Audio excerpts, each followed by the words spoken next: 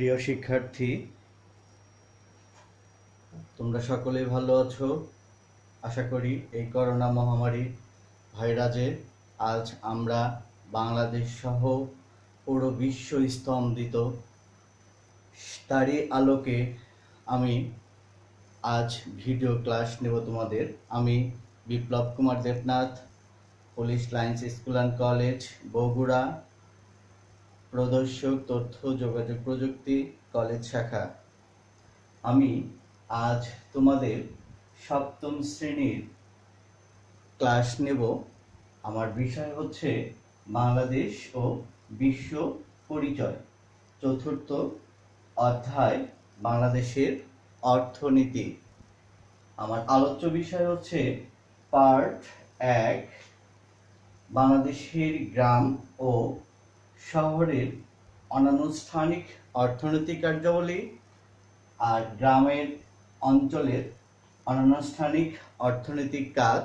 Part 2, বাংলাদেশের শিল্প, এর মধ্যে 1 নম্বর বৃহৎ শিল্প, মাঝারি শিল্প, ক্ষুদ্র শিল্প, কুটির শিল্প। আরেকটা বিষয় হচ্ছে বাংলাদেশের অর্থনীতিতে শিল্পের অবদান আর বাংলাদেশের শিল্পের ভবিষ্যৎ সম্ভাবনা। আমি প্রথমেই পার্ট 1 দিয়ে শুরু করছি। তোমরা দেখো, বাংলাদেশ, আমার অধ্যায়ের নাম হচ্ছে বাংলাদেশের অর্থনীতি। বাংলাদেশ একটি কৃষি প্রধান দেশ। তোমরা জানো যে আমাদের বাংলাদেশটাই কৃষি প্রধান দেশ। এদেশের অধিকাংশ মানুষই আমরা গ্রামে বাস করি, আর কৃষি তাদের জীবিকার প্রধান উৎস।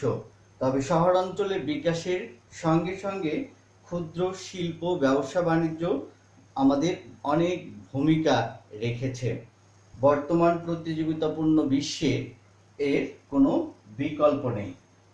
গ্রাম অঞ্চলে দেখো, আমাদের পার্ট 1 হচ্ছে বাংলাদেশের গ্রাম ও শহরের আনুষ্ঠানিক অর্থনৈতিক কার্যাবলী। যে সব কাজের জন্য মজুরি নির্ধারিত করা হয় কিংবা করের আওতায় নিয়ে আসা হয়, সেই সব অর্থনৈতিক কার্যক্রম সরকার কর্তৃক নির্ধারিত নয়। সংক্ষেপে আনুষ্ঠানিক কার্যক্রম বলতে আমরা সেগুলোকেই বোঝাই। দেখো, গ্রাম অঞ্চলের অনানুষ্ঠানিক অর্থনৈতিক কাজ। গ্রাম অঞ্চলের অনানুষ্ঠানিক অর্থনৈতিক কাজটা হচ্ছে কি, যে বিশ্বের অন্য যে কোনো উন্নয়নশীল দেশের মতো অর্থনীতিতেও আনুষ্ঠানিক খাত গুরুত্বপূর্ণ ভূমিকা পালন করছে। গ্রামের একজন কৃষক, একজন চাষি, তার পরিবারের সদস্যরা সকাল থেকে সন্ধ্যা পর্যন্ত তারা পরিশ্রম করে যান এবং এই পরিশ্রমের ফলে তারা যে পারিশ্রমিক পাবে কিংবা পাবে না সেটা তারা কখনো মনে করেন না। কিন্তু তাদের কাজ আর পরিশ্রমের ফলেই কেবল তাদের পরিবারই নয়, পুরো সমাজ, পুরো রাষ্ট্র আমরা নির্ভরশীল। আমরা তাদের দ্বারা উপকৃত হচ্ছি। আরেকটি বিষয় দেখো, যে কিন্তু তাদের যে কাজ পরিশ্রম কেবল কোনো পরিবারই যে নয় সেটা মূল কথা, এবং আনুষ্ঠানিক কাজের অন্তর্ভুক্ত করে তারা গ্রাম অঞ্চলের মধ্যে। আরেকটা দেখো, জাতীয় অর্থনীতির দিক থেকে বিবেচনা করলেও এর গুরুত্ব সহায়ক ভূমিকা হিসেবে পালন করে থাকে। তারপর দেখো, শহরের আনুষ্ঠানিক অর্থনৈতিক কাজ। আমরা শহরগুলো যেতে যাই, সেগুলো যে অর্থনৈতিক কাজ আছে সেগুলোর আমরা আলোচনা করব।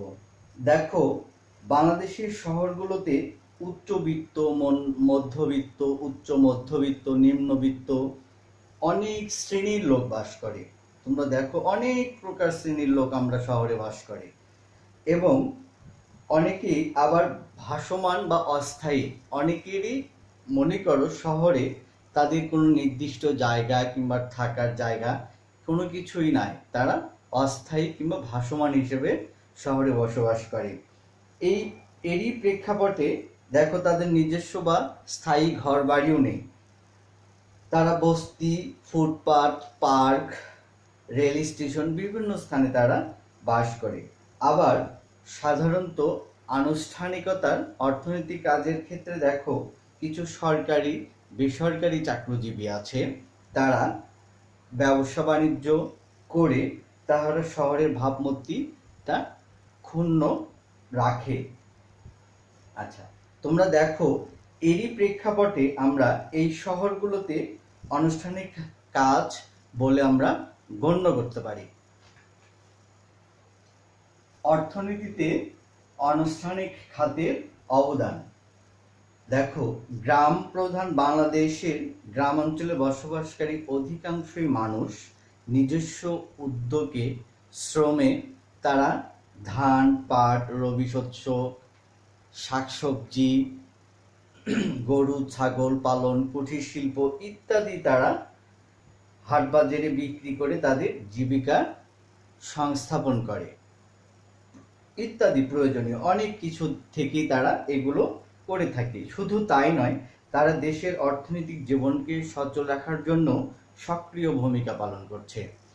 আমাদের এই অর্থনীতিতে আনুষ্ঠানিকতার খাতের অবদানটার মূল উপাদানটাই হচ্ছে যে আমরা এই অর্থনীতিতে যে খাতটা করব সেটা আমরা বিভিন্ন উপায়ে বিভিন্ন পরিশ্রমের মাধ্যমে আমরা বিভিন্ন পন্থা ব্যবহার করি। সেটা হতে পারে গরু ছাগল পালন, কুটির শিল্প, ছোট্ট খামার ইত্যাদি নিয়ে আমরা এই অর্থনীতি আনুষ্ঠানিকতার খাতে অবদানগুলো করতে পারি। আরেকটা দেখো যে আমাদের অর্থনীতিতে প্রথাগত ও আনুষ্ঠানিকতার খাতের গুরুত্ব কিন্তু আমরা কখনোই কমবেও না আশা করি। আচ্ছা প্রিয় শিক্ষার্থীরা, দেখো আমরা পার্ট 1 আলোচনা করলাম, এখন পার্ট 2 এ যাব। পার্ট 2 হচ্ছে বাংলাদেশের শিল্প। বাংলাদেশের শিল্প বাংলাদেশ একটি কৃষি প্রধান দেশ। আমি আগেও বলছি, হয়তোবা আবার বলছি যে বাংলাদেশটা আমরা আসলে কৃষি প্রধান দেশ। আমাদের কৃষি প্রধান দেশ হলো ব্রিটিশ আমল থেকে এই বাংলাদেশে অনেক কিছু শিল্প কলকারখানা গড়ে উঠেছে। তার মধ্যে পাট, জুতা, কাপড়ের কল এগুলোই ছিল প্রধান। তোমরা জানো যে 1971 সালে আমাদের জাতির জনক বঙ্গবন্ধু শেখ মুজিবুর রহমান এর নেতৃত্বে আমরা বাংলাদেশ আজ স্বাধীন রাষ্ট্র হিসেবে পরিগণিত হয়েছি।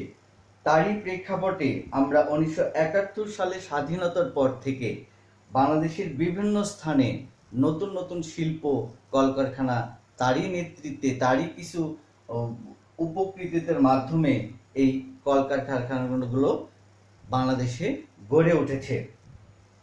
তোমরা দেখো এর মধ্যে ছিল হচ্ছে চা, চিনি, সিমেন্ট শিল্প, সার, চামড়া, রেল ইঞ্জিনিয়ারিং কারখানা ইত্যাদি। বাংলাদেশে বর্তমানে গার্মেন্টস ও ওষুধ শিল্পে বাংলাদেশ বিরাট সাফল্য অর্জন করছে।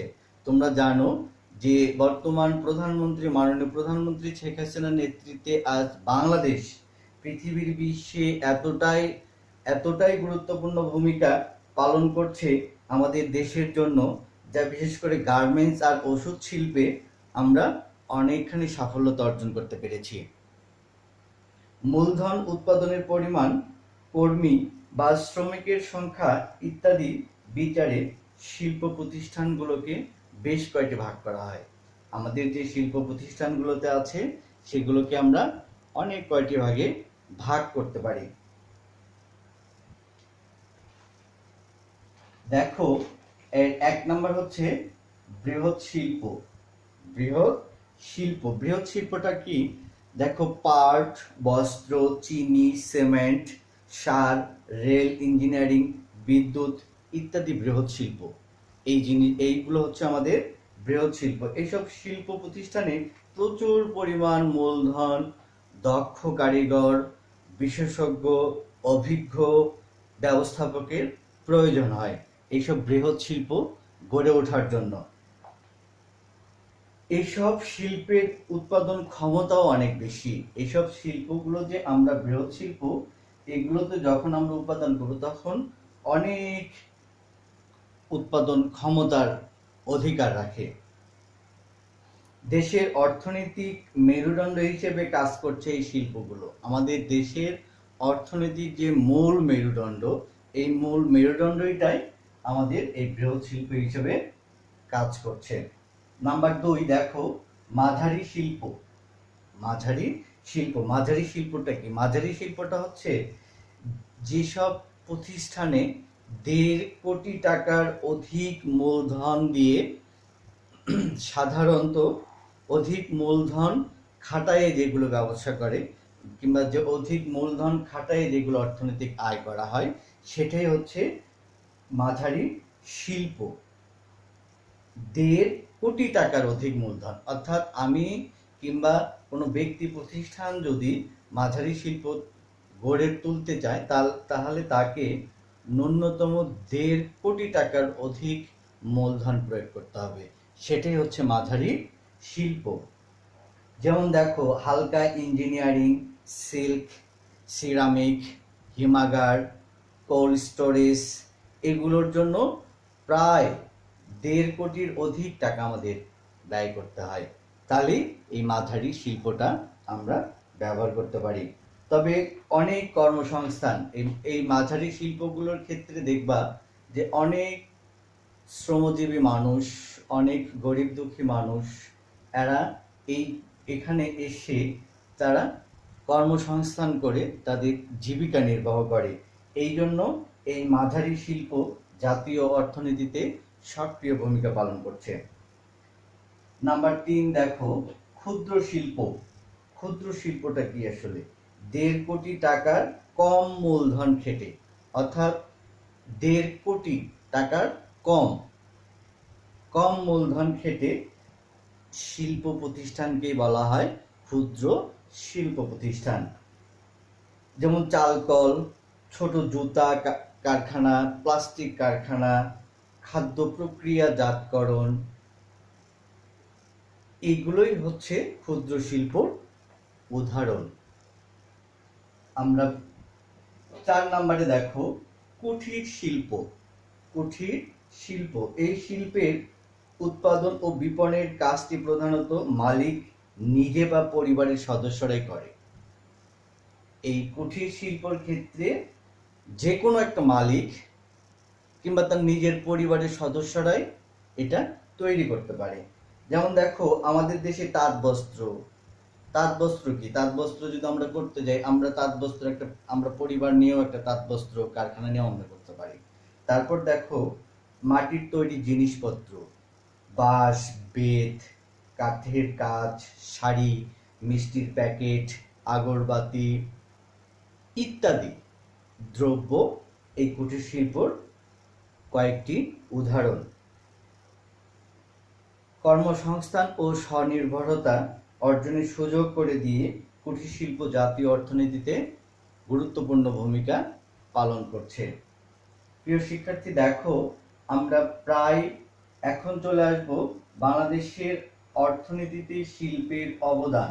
বাংলাদেশের অর্থনীতিতে শিল্পের অবদান, অর্থাৎ আমাদের যে বাংলাদেশ নগরের বিস্তার ও মানুষের জীবন মান বৃদ্ধির ফলে পৃথিবীর অন্যান্য দেশের মতো বাংলাদেশেও শিল্পের গুরুত্বপূর্ণ ভূমিকা পালন করছে। যেমন খাদ্য, বস্ত্র, ঔষধের মতো জিনিসগুলো তো বটেই, জ্বালানি শিল্প আছে, গৃহ নির্মাণ আছে, সামগ্রী ছাড়াও আমাদের জীবন অচল হয়ে যাবে। আর এগুলোই আমরা কোনো না কোনো শিল্প থেকে পেয়ে থাকি। এই জিনিসগুলোই আমরা কোনো না কোনো শিল্প, সেটা হতে পারে বৃহৎ শিল্প, হতে পারে মাঝারি শিল্প, হতে পারে কুটির শিল্প, হতেও পারে ক্ষুদ্র শিল্প। এর প্রেক্ষাপটে দেখো, আধুনিক তথ্য যুগের প্রেক্ষাপটে আধুনিক তথ্য প্রযুক্তি, তোমরা জানো যে বর্তমান বিশ্ব কিংবা বাংলাদেশ প্রযুক্তির দিক দিয়ে অনেক উন্নত, এবং সেই তথ্য প্রযুক্তির বিকাশে তথ্য প্রযুক্তির ব্যবহার করে গণ্ডি ছড়িয়ে আমাদের বিশ্ব নাগরিক হিসেবে ভাবতে উদ্বুদ্ধ করছে এই বাংলাদেশের অর্থনীতিতে শিল্পের অবদানের জন্য। এই বাংলাদেশের অর্থনীতিতে শিল্পের অবদানের জন্য আমাদের অনেক বেকারত্বও কমে যাচ্ছে, অনেক লোক স্বয়ংসম্পন্ন হচ্ছে। এটাই একটা আমাদের অর্থনীতিতে শিল্পের অবদান হিসেবে গুরুত্বপূর্ণ ভূমিকা পালন করে। দেখো, সর্বশেষ বাংলাদেশের শিল্পের ভবিষ্যৎ সম্ভাবনা, অর্থাৎ আমাদের যে বাংলাদেশের যে শিল্পগুলো যেগুলো আছে সেগুলো ভবিষ্যৎ সম্ভাবনা, অর্থাৎ আজ থেকে 1 বছর পর, 10 বছর পর কিংবা 20 বছর পর এদের ভবিষ্যৎ, এদের ফিউচারগুলো কেমন হবে সেগুলো নিয়ে আমরা আলোচনা করব একটু। বাংলাদেশের একটি শিল্প সম্ভাবনাময় দেশ। বাংলাদেশটা একটি শিল্প সম্ভাবনা দেশ। এর মধ্যে রয়েছে বিশাল জনসম্পদ। এর ভিতরে আমাদের দেশে প্রচুর সম্পদ রয়েছে, প্রচুর। এখানে অপেক্ষাকৃত কম মজুরিতে দক্ষ অদক্ষ উভয় ধরনের শ্রমিক পাওয়া যায়।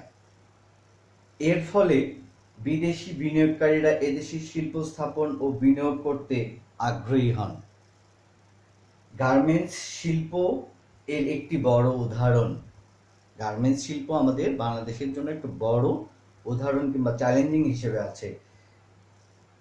বিভিন্ন দেশের কোম্পানি বাংলাদেশে এককভাবে বা যৌথভাবে, এককভাবেও আসে কিংবা যৌথভাবেও আসে, এসে তারা অনেক গার্মেন্টস কলকারখানা স্থাপন করে থাকে। দেখো, তাছাড়াও বন্দর, পরিবহন সুবিধা, বিদ্যুৎ, গ্যাস সরবরাহ ব্যবস্থার উন্নতি, ওয়ান স্টপ সার্ভিস চালু, নানা ধরনের শিল্প কারখানা গড়ে ওঠার সম্ভাবনা দেখা যাচ্ছে। দেখো, এইসব পদক্ষেপের ফলে আগামীতে দেশে নানা ধরনের শিল্প কারখানা গড়ে ওঠার সম্ভাবনা দেখা দিয়েছে। এসবের কারণে আমাদের দেশে অনেক ধরনের শিল্প কারখানা গড়ে উঠতে পারে, অনেক, যা এটা আমাদের দেশের ভবিষ্যৎ উজ্জ্বল হওয়ার সম্ভাবনার মুখে। এভাবে বাংলাদেশের একটি শিল্প সমৃদ্ধ মধ্যম আয়ের দেশ সম্ভাবনা ক্রমে উজ্জ্বল হয়ে উঠছে। এর ফলে শুধু যে দেশে দারিদ্র্য হ্রাস বা বেকার সমস্যা সমাধান হবে তা না, সাধারণভাবে মানুষের আর্থিক অবস্থার উন্নতি এবং জাতীয় অর্থনীতিতেও শক্তিশালী হিসেবে গড়ে উঠবে। আমাদের এই মানুষের প্রত্যেকটা বাংলাদেশের শিল্পের ভবিষ্যৎ, শিল্পের যে সম্ভাবনাটা, সেই শিল্পের সম্ভাবনার প্রেক্ষাপটেই মানুষের আর্থিক অবস্থার উন্নতি এবং তাদের জীবনযাত্রার মান অর্থনীতিতে অনেক অনেক শক্তিশালী হয়ে উঠবে। আমি আজ দেখো তোমাদের এই অর্থনীতি নিয়ে পার্ট 1 এবং পার্ট 2 সম্বন্ধে আলোচনা করলাম। এর ভিতরে আমি যেভাবে কথাগুলো বলেছি, এগুলো তোমরা একটু বই দেখে তোমরা বাসায় শারীরিক দূরত্ব বজায় রেখে তোমরা বাসায় খুব সুন্দর করে অবস্থান করে তোমরা এগুলো একটু পড়াশোনা করবা। বাসায় একটু পড়াশোনা করার তোমাদের খুবই প্রয়োজন। সেই প্রেক্ষাপটে আমি আজ এই পর্যন্তই তোমাদের বাংলাদেশ ও বিশ্ব পরিচয় সম্বন্ধে, বাংলাদেশের অর্থনীতি বিষয়ে আলোচনা করলাম।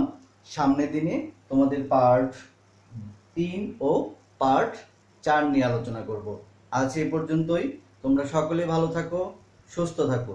খোদা হাফেজ।